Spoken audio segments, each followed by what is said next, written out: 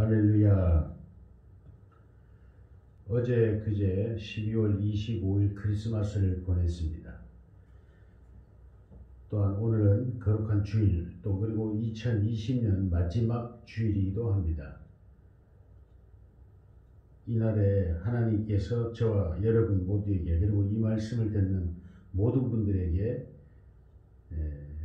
임마누엘 하신 예수님, 바로 임마누엘의 은혜가 함께하기를 주의 이름으로 축복하며 오늘 말씀 나누겠습니다. 오늘의 말씀에는 성탄절의 의미에 대해서 다시 한번 살펴보는 시간을 가지고자 합니다. 성탄절이 주는 의미는 어떤 것일까? 세상에는 사람들이 예수를 믿지 않습니다. 자기들도 농담삼아 얘기합니다. 예수를 믿지도 않으면서 크리스마스는 엄청 좋아합니다. 그리고 즐깁니다. 우리가 나쁜 의미로 볼 필요는 없다고 생각합니다. 예수님의 성탄절은 사실 모든 인류들에게 기쁨의 소식이 아닐 수 없기 때문입니다. 그러나 믿는 자나 믿지 않는 자나 이 날을 즐거워하고 기뻐하는 것은 매우 좋은 의미를 가지고 있다고 생각이 됩니다. 성탄절이 주는 의미는 어떤 것이 있는가? 예수님이 이 땅에 오신 이유가 무엇입니까? 바로 사람의 구원을, 온전한 구원을 이루시려고 오셨죠. 근데 사람의 구원이라는 게 무슨 의미입니까? 바로 육신으로 태어난 인간으로 하여금 하나님을 완전하게 닮은, 온전하게 닮은 하나님의 사람으로 거듭나게 하는, 다시 태어나게, 재창조죠. 다시 태어나게 하는 그 일을 이루시기 위하여 이 땅에 오신 것입니다. 마귀는 이런 일을 망치려고 아담에게, 창조된 아담과 하와에게 와서 유혹을 했습니다. 너희가 하나님의 자녀가 맞냐? 너희가 하나님의 형상과 모양을 가졌느냐? 아니다. 보라, 너희는 하나님과 닮지 않았다. 너희는 하나님의 존재와는 영 거리가 멀다라는 인식을 심었습니다. 하나님과 비교시켜서, 그런데 너희가 저 선악과를 먹으면 하나님이 된다. 그래서 인간은 하나님이 되고자 선악과를 먹어버렸습니다. 그러므로 인간은 영원한 지옥에 떨어지게 되고 사망에 놓이게 되었습니다. 사단의 말을 들은 것입니다. 그렇습니다. 예수님은 바로 이 망쳐버린, 사탄과 인간이 망쳐버린 하나님의 구원에 대한 완전한 완성을 이루시기 위하여 이 땅에 오셔야만 했고 오셨습니다. 그날을 우리는 크리스마스라 해서 즐거워하고 기뻐합니다. 성탄절이라, 거룩한 이가 탄생된 날이다 해서 성탄절이라고 합니다. 그리고 우리가 이것을 또한 기독교적인 의미에서는 임마누엘이라고 합니다. 임마누엘, 하나님이 세상에 오셨다. 하나님이 사람으로 이 세상에 오셨다. 그래서 임마누엘이라고 표현합니다.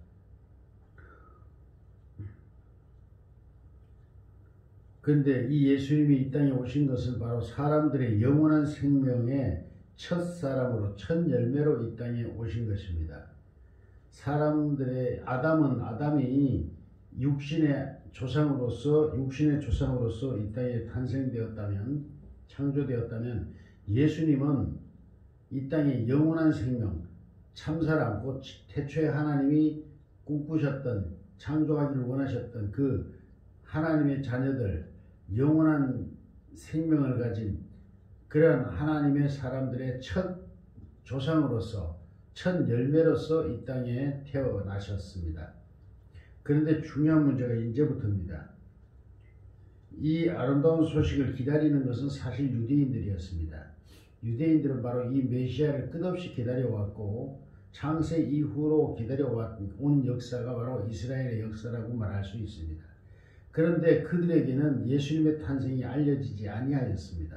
오히려 먼 곳에, 지금으로 말하면 인도 지역의 한 양치기들, 양을 치고 있던 목자들이라고 했습니다. 목자들인데 이 사람들은 어떤 사람들이냐? 바로 인류의 구원, 인생에 대하여 논하고, 인생이 무엇일까? 사람은 무엇일까라는 이런 철학적인 질문으로 사람의 길, 생명의 길, 영원한 길, 영생의 길을 찾고 있는, 곧 하나님을 찾고 있는, 참된 신을 찾고 있는 그러한 학자들이었습니다. 박사들이었죠. 동방의 박사들이라고 했습니다. 이들이 들에서 양을 치고 있을 때 하늘에 이상한 별이 나타났습니다. 우리가 보고 있는 지구상이나 우주에 있는 이런 별은 분명히 아니었을 겁니다. 왜냐하면 그 별은 계속 움직이고 있었기 때문입니다. 이 박사들은 그 별을 보면서 깜짝 놀랐습니다. 평소에 보지 않던 별이었습니다. 그런데 이상한 건 이 별의 움직임입니다. 자꾸 자기들을 보고 따라오라는 이상한 신호를 보냅니다. 그래서 이 동방의 박사들은 즉각 알아챕니다. 우리가 꿈꾸던 바로 그 메시아, 우리가 바라던 바로 그분이 이 세상에 오셨다는 걸 직감적으로 깨닫게 됩니다. 그래서 세 사람은 상의를 하고 이 별을 따라 이 아기가 태어난, 이 메시아가 태어난 곳을 찾아 경배하고자 했다 했습니다. 그래서 이들은 먼 길을 출발했습니다. 학자들의 얘기로는 이들이 출발한 거리는 낙타를 타고도 한 달 40일이 걸리는 거리라고 합니다. 그 어마어마한 거리, 40일을 밤낮으로 달려와야만 될 수 있는 그러한 먼 거리를 불구하고 이들은 일단 출발을 합니다. 그래서 한 사람은 금을 준비하고 한 사람은 모략을 준비하고 한 사람은 유향을 준비하여 이 예물을 준비하여 먼 길을 떠나가게 됩니다. 그래서 이들은 생각하기에 아마도 자기들의 생각에 왕이 태어난다. 그래서 왕이 태어나면 어디에 태어나겠습니까? 왕실이 아니겠습니까? 왕의 후계자로 태어나는 왕자 중에 아마 세상을 구원할 메시아가 오지 않겠느냐 이렇게 생각을 했던 것 같습니다.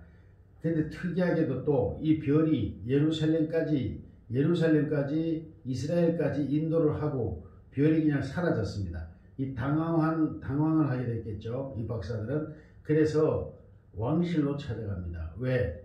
왕의 아들로 태어나는 자가 가장 유력하지 않겠습니까? 그래서 예루살렘을 향하여 갔고 그곳에 헤롯 궁에 이르게 되었고 헤롯 궁에 가서 질문을 합니다. 우리는 동방에서부터 이 왕이 태어난다는 참된 왕, 세상을 구원할 왕이 태어난다는 기별을 받고 별을 따라 여기까지 왔는데 별이 갑자기 사라졌다. 그래서 우리는 왕궁으로 찾아왔다. 이곳에 새로 태어난 왕자가 없느냐 이렇게 질문을 합니다.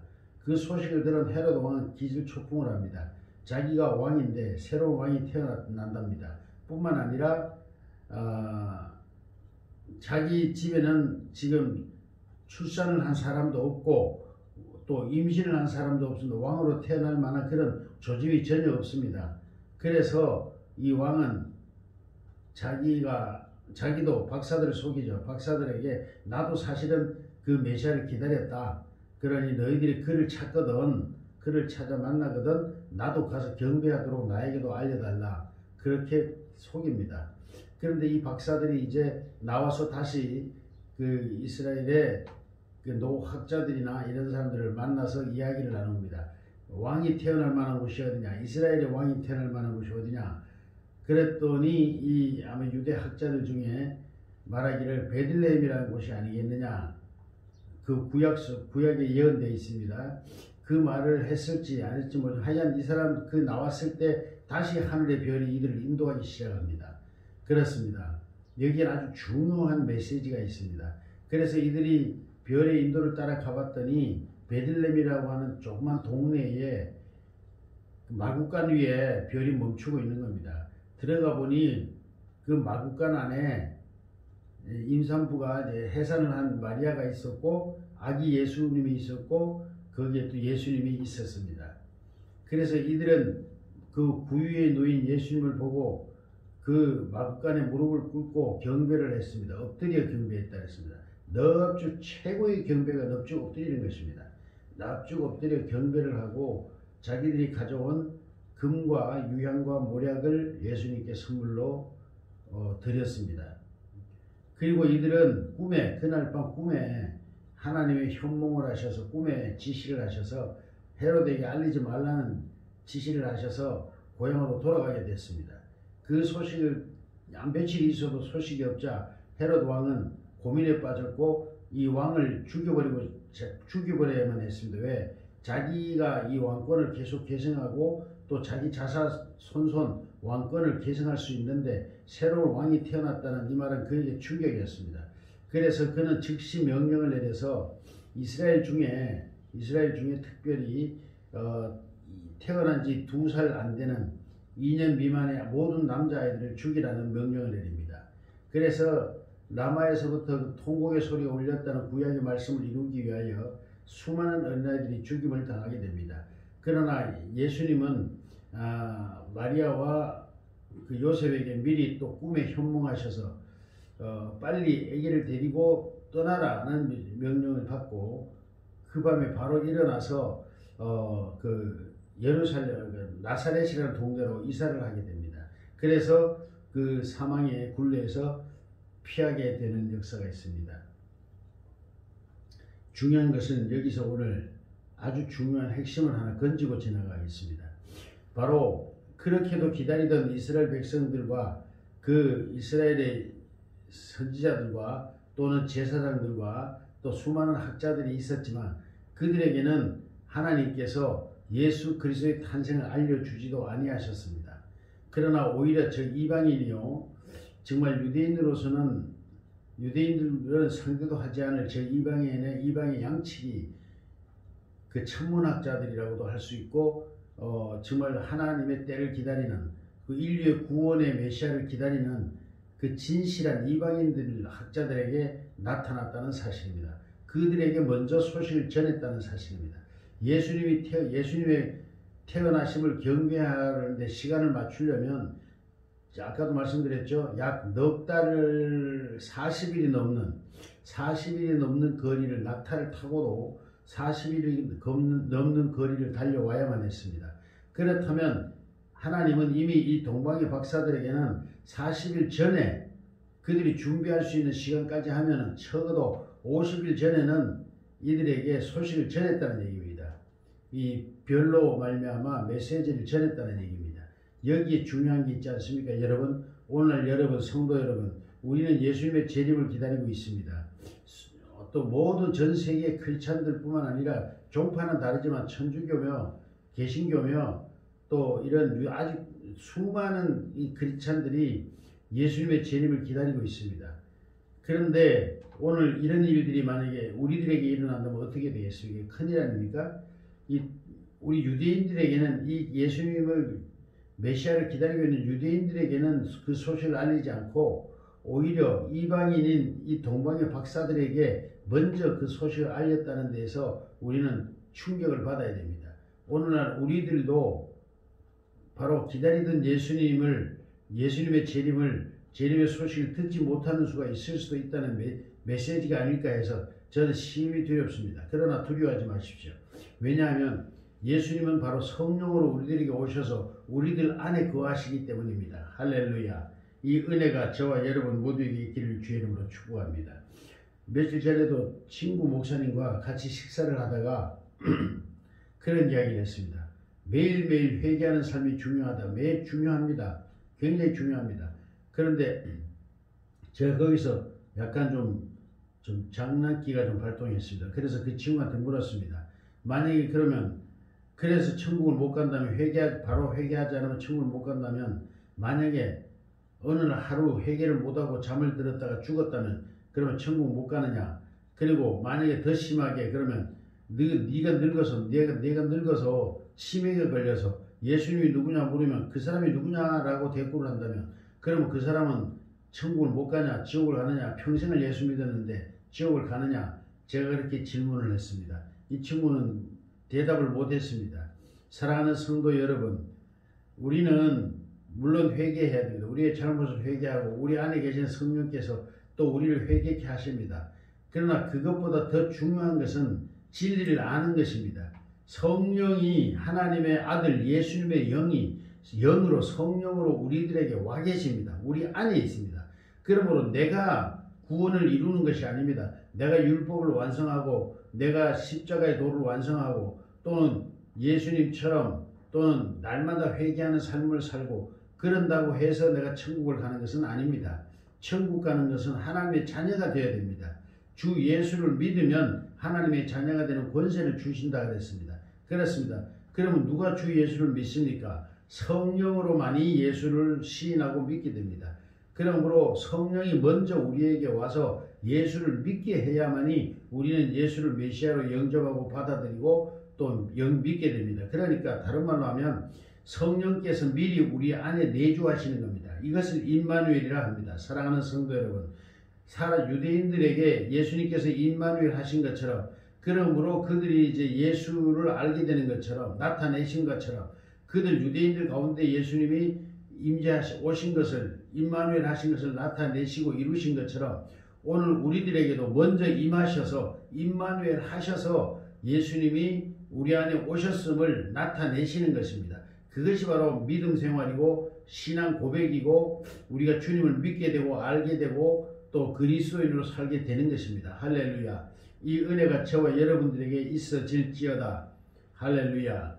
그러므로 예수를 믿으면 천국을 갈까 지옥을 갈까 두려워하지 마십시오. 날마다 회개하는 삶은 참으로 중요하고 아름다운 것입니다. 그러나 설사 회개하지 못하고 죽는다 해도 지옥 간다고 두려워하지는 마십시오.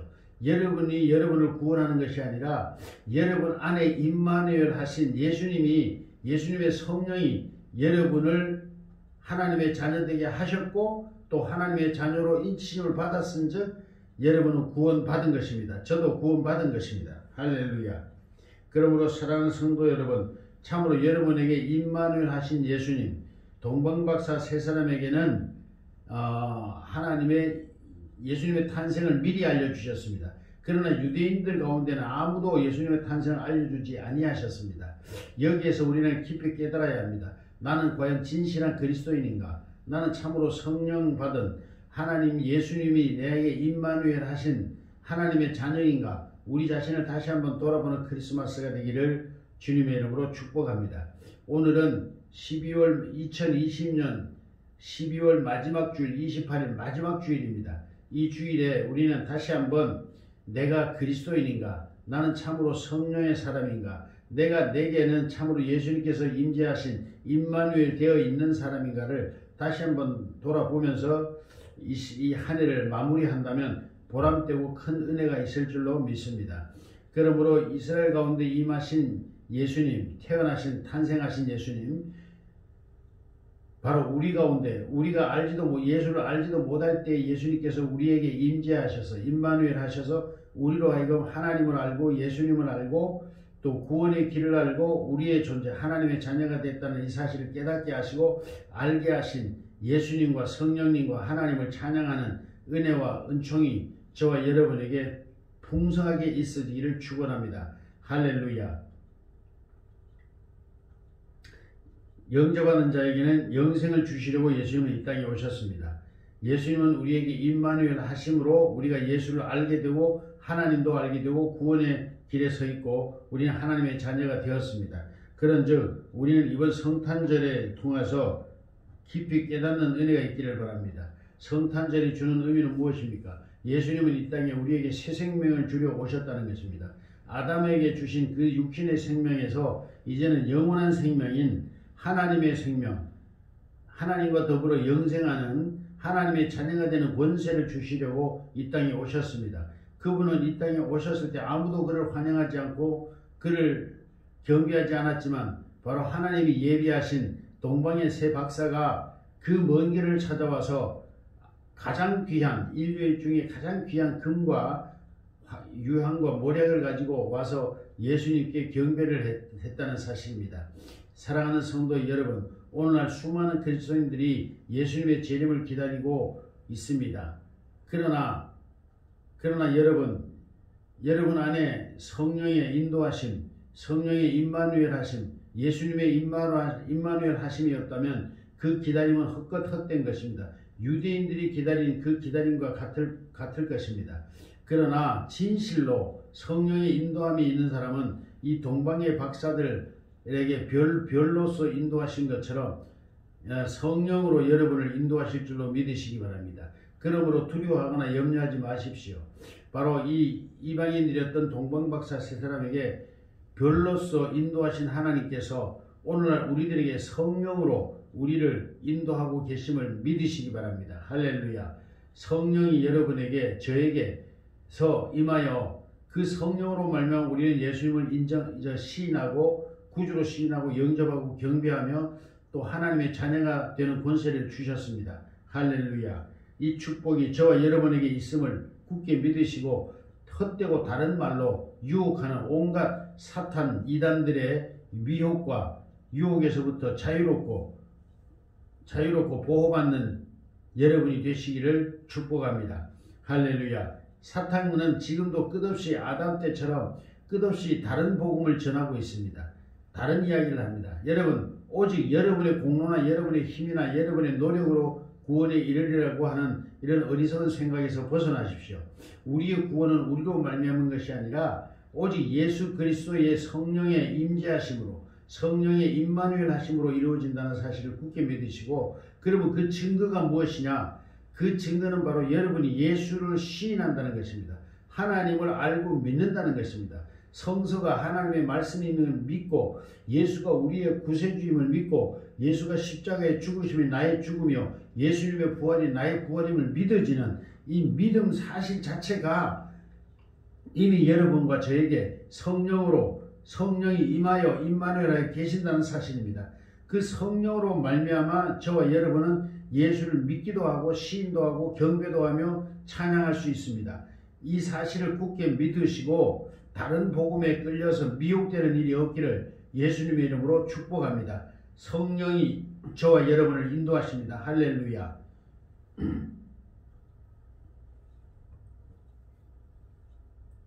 기도하겠습니다. 살아계신 아버지 하나님, 그리고 우리를 위하여 이 땅에 오신 예수님께서 모든 것을 이루셨습니다. 완성시키셨습니다. 다른 복음은 없습니다. 그런데도 사탄은 지금까지 수많은 사람들을 미혹하고 이단이라는 이름으로 이 땅에서 활동하고 있으나 하나님 아버지여, 진리를 알지 못하는 어리석음으로 말미암아 심지어는 믿음의 사람들조차도 미혹되거나 흔들리거나 저들을 따라가고 있는 것이 현실입니다. 하나님, 이 시간도 바르게 깨닫게 하소서.